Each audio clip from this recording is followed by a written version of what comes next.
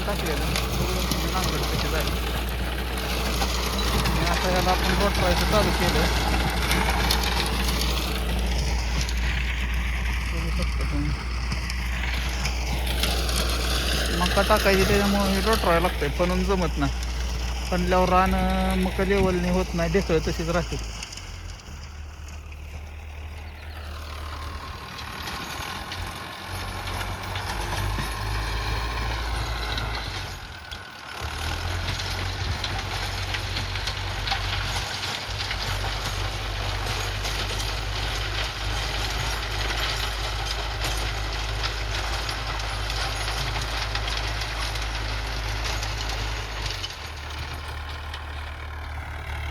बघा हे रान कसं होतं.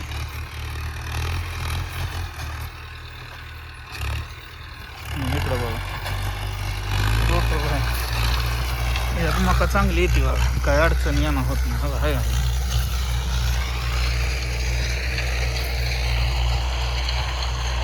ऊसाची ट्रिप काढून टाकली आपण त्या फाडाची. पाचूट चारायची बुका करायची मशीन आलती.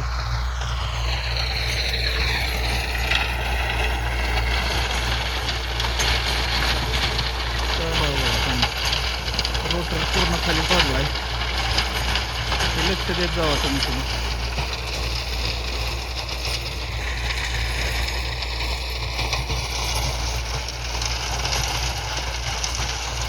आपण सगळी गहण काढून एका जागेला साठवली. तुम्हाला दिसतंय बघा तिकडे. आणि हे मुरुम हे सारून घेतलाय. तिथं आपल्याला 2 गुंठ रान गावलंय. नाहीतर मुरुमा खाली त्या बोराटी बाबळा आलत्या झाडा घालता सगळा.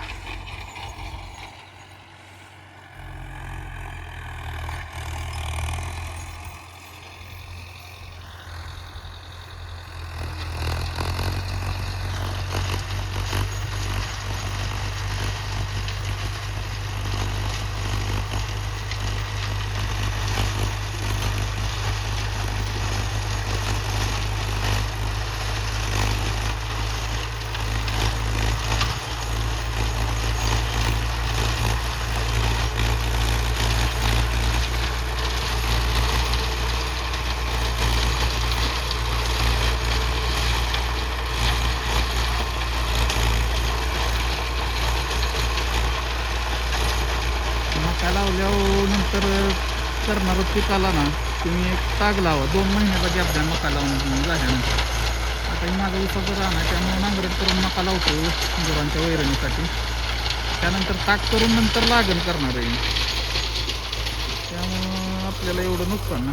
बघा ह्या तुकड्यात आपण आता खत टाकून केळीचं नियोजन केलंय.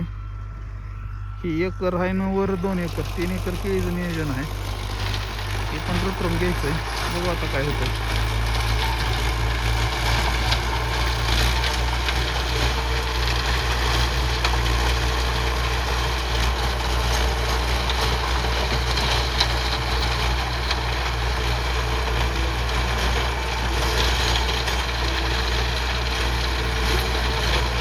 तेवढं तर झाला नाही पाहिजे.